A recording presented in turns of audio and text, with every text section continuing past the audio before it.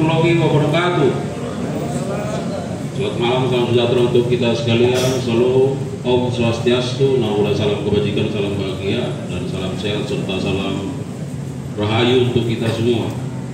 Pak Rektur Penyidikan yang kami hormati, rekan-rekan para kasubdit dan penyidik pada jajaran Jampitsus, Kabit Humas dan jajaran Puspenkum yang saya hormati, teristimewa buat rekan-rekan media yang hadir pada kesempatan yang baik ini.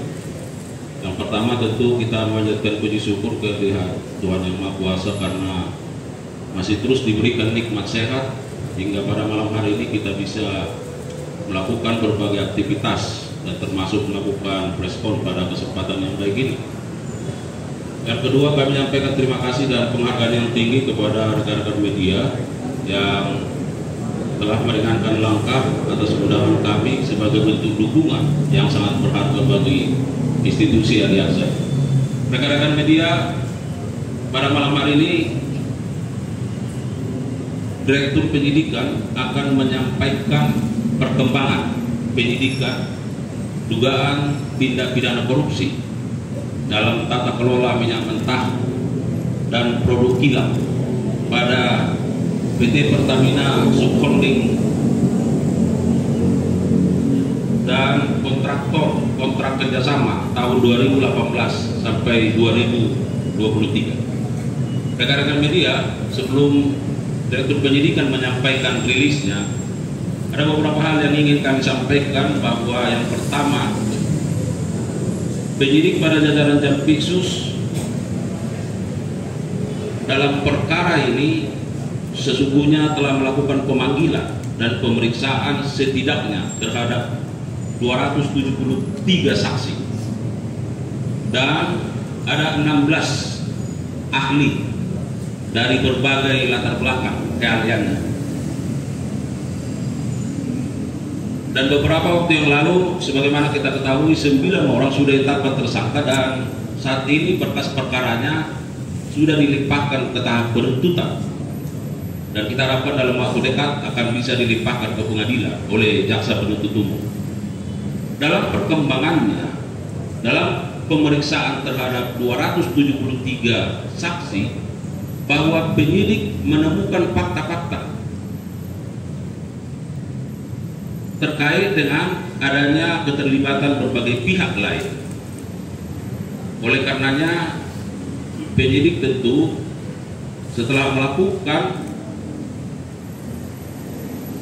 pendalaman, maka dilakukanlah pengembangan penyidikan, dan penyidik beberapa waktu telah melakukan ekspos terhadap perkara itu. Bagaimana nanti hasilnya, Direktur Penyidikan akan menyampaikan kepada kita semua.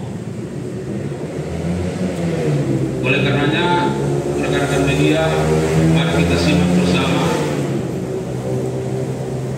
hal-hal yang akan disampaikan oleh Direktur Penyidikan terkait dengan perkembangan penyidikan ini. Kepada Pak Direktur Penyidikan dan Pak Muslim. Terima kasih. Assalamualaikum warahmatullahi wabarakatuh. Selamat malam. Salam sejahtera bagi kita semua. Yang saya hormati Bapak Kapus Penkum beserta jajaran, para kasubdit, terutama yang saya hormati teman-teman wartawan yang pada malam hari ini hadir meliput konferensi yang diadakan oleh Pak Kapus Penkum. Untuk itu saya akan menyampaikan perkembangan penyidikan perkara dugaan tindak pidana korupsi tata kelola minyak mentah dan produk kilang pada PT Pertamina Persero Holding dan kontrak kerjasama. Pada hari ini, Kamis 10 Juli 2025, disampaikan perkembangan penanganan perkara dimaksud, yaitu perkara dugaan tindak pidana korupsi dalam tata kelola minyak mentah dan produk kilang pada PT Pertamina Persero Holding dan kontraktor kontrak kerjasama tahun 2018 sampai dengan tahun 2023. Dari hasil penyidikan yang dilakukan secara maraton dengan jumlah saksi sebagaimana yang telah disampaikan oleh Pak Kabid Penko, tim penyidik menyimpulkan telah diperoleh alat bukti yang cukup untuk menetapkan sebanyak 9 tersangka. Adapun ke-9 tersangka tersebut dapat saya sampaikan sebagai berikut. Yang pertama, tersangka AN selaku Vice President Suplai dan Distribusi Kantor Pusat PT Pertamina tahun 2011 sampai dengan tahun 2015. Yang kedua, tersangka HB selaku Direktur Pemasaran dan Niaga PT Pertamina pada tahun 2014. Yang ketiga, tersangka TN selaku VP Integrated Supply Chain tahun 2017 sampai dengan tahun 2018.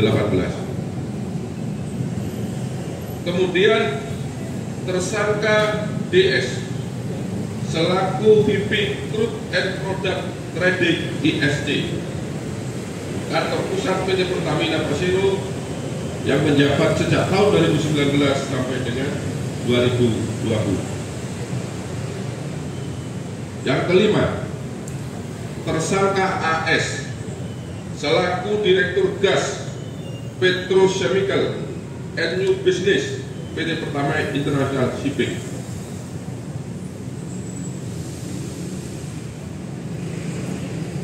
Kemudian yang keenam, tersangka HW selaku mantan SVP Integrated Supply Chain tahun 2018 sampai dengan tahun 2020. Kemudian yang ketujuh, tersangka MH selaku Business Development Manager PT Trafigura yang menjabat tahun 2019 sampai dengan tahun 2021. Kedelapan, tersangka IP selaku Business Development Manager PT Mahamen Kencana Abadi. Kesembilan, tersangka MRC selaku Beneficial Owner PT Tangki Merak dan PT Orbit Terminal Merak. Untuk para pejabat di PT Pertamina sebagaimana yang saya sebutkan tadi, karena yang bersangkutan beberapa kali menjabat di tempat yang berbeda, maka tidak saya sebutkan jabatannya satu persatu. Bahwa masing-masing tersangka tersebut telah melakukan berbagai penyimpangan yang merupakan perbuatan melawan hukum dan tata kelola minyak yang mengakibatkan kerugian negara maupun kerugian perekonomian negara. Adapun penyimpangan tersebut dapat disampaikan sebagai berikut. Yang pertama, penyimpangan dalam perencanaan dan pengadaan ekspor minyak mentah. Dua, penyimpangan dalam perencanaan dan pengadaan impor minyak mentah. Tiga, penyimpangan dalam perencanaan dan pengadaan impor BBM. Empat, penyimpangan dalam pengadaan sewa kapal. Lima, penyimpangan dalam pengadaan sewa terminal BBM PT OTM. 6. Penyimpangan dalam proses pemberian kompensasi produk pertalite. Ketujuh, penyimpangan dalam penjualan solar non-subsidi kepada pihak swasta dan pihak BUMN yang dijual dengan harga di bawah harga dasar.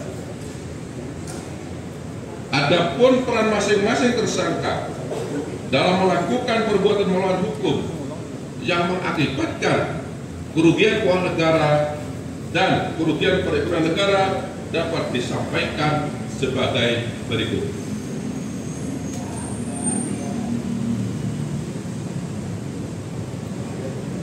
Tersangka AN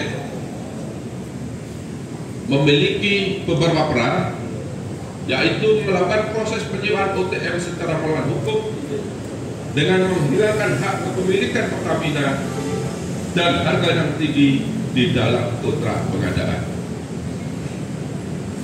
Bersama dengan tersangka HB melakukan proses penunjukan langsung kerjasama sewa TBB Emra secara melawan hukum. Melakukan negosiasi harga sewa dengan mengakomodir nilai sewa yang mahal, yaitu sebesar 6,5 USD per kiloliter dengan menghilangkan skema pemilihan aset PT OTM. Selanjutnya, melakukan proses penjualan solar di bawah harga dasar secara melawan hukum kepada pihak BUMN dan pihak swasta. Dan yang terakhir, yang bersangkutan berperan dalam penyusunan formula kompensasi yang tinggi untuk produk Pertalite secara melawan hukum.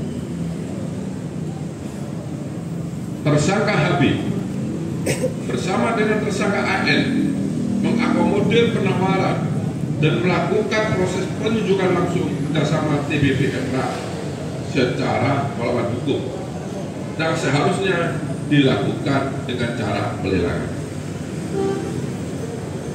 Kemudian melakukan proses penyewaan OTM secara melawan hukum dengan menghilangkan hak kepemilikan Pertamina atas objek sewa terminal BBM dan harga yang tinggi dalam kontrak atau perjanjian. 3. Tersangka TN melakukan dan menyetujui pengadaan impor minyak mentah dengan mengundang jemut atau supplier yang tidak memenuhi syarat sebagai peserta lelang, karena yang bersangkutan dikenakan sanksi karena tidak mengembalikan kelebihan bayar. Kemudian menyetujui jemut atau supplier tersebut sebagai pemenang lelang, meskipun praktek pelaksanaan pengadaan tidak sesuai dengan prinsip dan etika pengadaan, yaitu volume basis yang dicantumkan dalam lelang impor minyak mentah dan perlakuan istimewa kepada supplier tersebut. Untuk tersangka DS bersama dengan tersangka SDS dan tersangka JF melakukan ekspor penjualan minyak mentah bagian negara dan anak perusahaan hulu minyak Pertamina tahun 2021 dengan alasan terjadi ekses terhadap MMKBN dan anak perusahaan hulu Pertamina tersebut, padahal yang seharusnya minyak tersebut masih dapat diserap oleh kilang dan tidak ekses, yang hanya dipergunakan untuk memenuhi kebutuhan minyak mentah dalam negeri.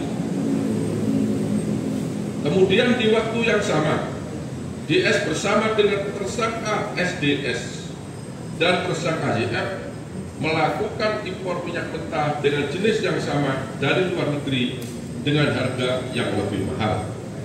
Maksudnya minyak mentah yang kualitas sama dengan harga minyak mentah di dalam negeri, tetapi harga impor ini, minyak mentah yang diimpor dengan kualitas sama ini harganya lebih tinggi.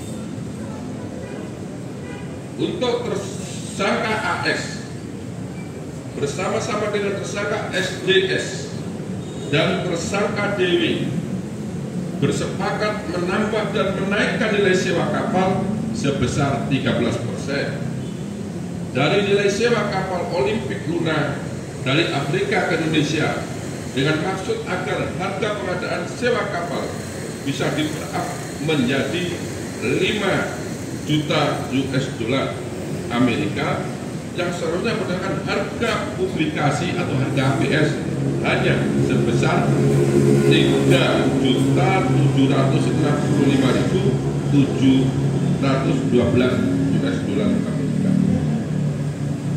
Selanjutnya AS bersama-sama dengan tersangka DW dan tersangka AP mengkoordinasikan agar kapal Suezmax milik PT Jenderal Maritim Nusantara dimenangkan dalam proses pengadaan tender time charter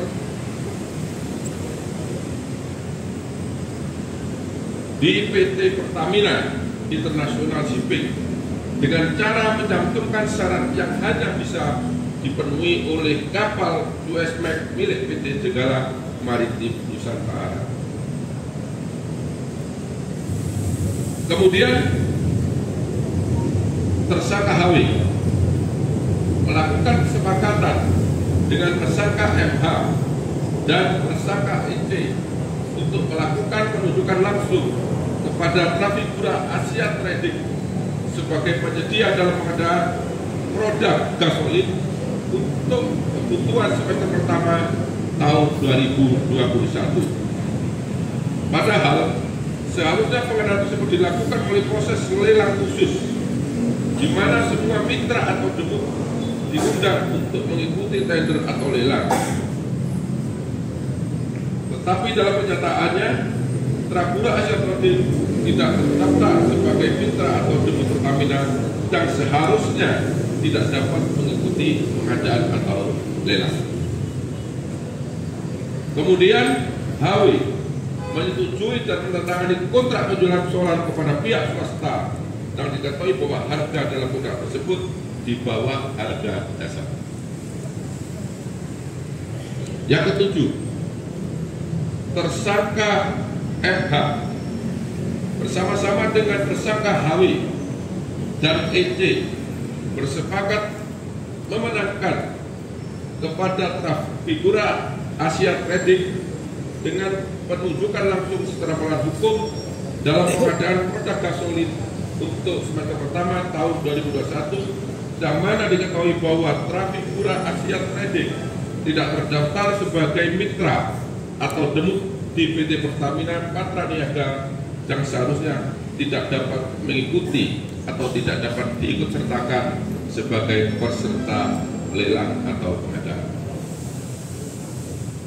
Kedelapan, tersangka IP bersama-sama dengan tersangka AP dengan sepengetahuan tersangka AS melakukan pengangkutan minyak mentah es Krafos secara koloding menggunakan kapal Olimpik Luna dari Afrika ke Indonesia, sehingga pengadaan bisa dilakukan secara penunjukan langsung dan juga mengondisikan harga penawaran agar sesuai dengan markup harga yang sudah disepakati bersama antara tersangka AS, tersangka SDS, dan tersangka DW, sehingga dari selisih harga tersebut mengakibatkan kemahalan harga sebesar 15% dari nilai publikasi atau nilai HPS, dan tersangka DW mendapatkan keuntungan sebesar 3% dari nilai selisih tersebut. Kemudian yang terakhir, tersangka MRC melakukan perbuatan secara bersama-sama dengan tersangka HB, tersangka AS, dan tersangka GRJ secara melawan hukum untuk menyepakati kerjasama penyewaan terminal BBM Tangki Perak dengan melakukan intervensi kebijakan tata kelola PT Pertamina berupa memasukkan rencana kerjasama penyewaan terminal BBM Perak yang pada saat itu PT Pertamina belum memerlukan tambahan penyimpanan stok BBM. Kemudian menghilangkan skema kepemilikan aset terminal BBM Perak dalam kontrak kerjasama serta penetapan harga kontrak yang sangat tinggi. Para teman-teman wartawan yang saya hormati, ini tadi sebagian perbuatan material yang dilakukan oleh para tersangka, tetapi belum saya seluruhnya kita sampaikan di sini karena sangat banyaknya perbuatan-perbuatan yang dilakukan oleh para tersangka. Perbuatan para tersangka sebagaimana tersebut di atas bertentangan dengan 1. Undang-Undang Nomor 22 Tahun 2001 tentang minyak dan gas bumi. Yang kedua, Undang-Undang Nomor 30 Tahun 2007 tentang energi. Keempat, Undang-Undang Nomor 40 Tahun 2007 tentang perseroan terbatas. Kelima, Peraturan Pemerintah Nomor 36 Tahun 2004 sebagaimana diubah dengan Peraturan Pemerintah Nomor 30 Tahun 2009 tentang kegiatan usaha hilir minyak dan gas.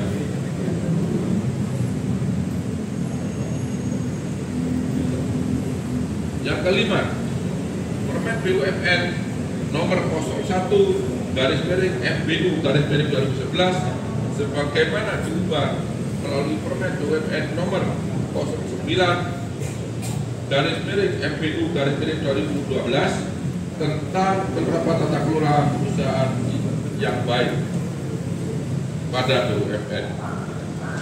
Ini tidak saya bacakan semua karena ini ada 15 aturan yang dilanggar. Nanti pada saatnya dalam persidangan di pengadilan, teman-teman wartawan bisa melihat dan menyaksikan secara langsung aturan apa saja yang dilanggar oleh para tersangka. Perbuatan para tersangka melanggar pasal 2 ayat 1 atau pasal 3 junto pasal 18 Undang-Undang 31 tahun 1999 sebagaimana diubah dengan Undang-Undang Nomor 20 tahun 2001 tentang pemberantasan tindak pidana korupsi sebagaimana diubah dalam tentang perubahan pasal Undang-Undang 31 tahun 1999 junto pasal 55 ayat 1 ke 1 Kitab Undang-Undang Hukum Pidana.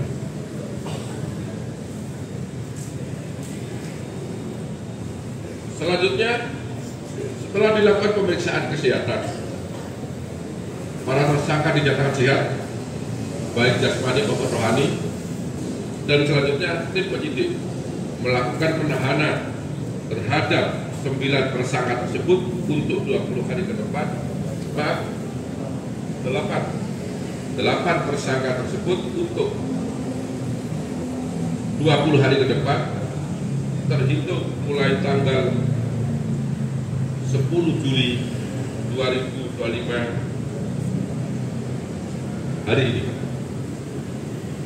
Berdasarkan surat perintah penahanan nomor 41 tahun 2025, nomor 42 tahun 2025, kemudian untuk tersangka TN nomor 37 tahun 2025, untuk tersangka DS berdasarkan surat perintah nomor 36 tahun 2025, untuk tersangka AS berdasarkan Sprint nomor 40 tahun 2025, kemudian untuk tersangka HWI berdasarkan surat perintah nomor 35 tahun 2025, kemudian untuk tersangka MH berdasarkan surat perintah nomor 38 tahun 2025, dan yang terakhir untuk tersangka IP berdasarkan surat perintah nomor 39 tahun 2025. Demikian yang dapat saya sampaikan. Apabila ada kata-kata yang kurang jelas, ada kata-kata yang kurang dipahami dan dimengerti, saya mohon maaf. Dan saya akhiri, wabillahi taufiq wal hidayah. Wassalamualaikum warahmatullahi wabarakatuh. Waalaikumsalam warahmatullahi wabarakatuh.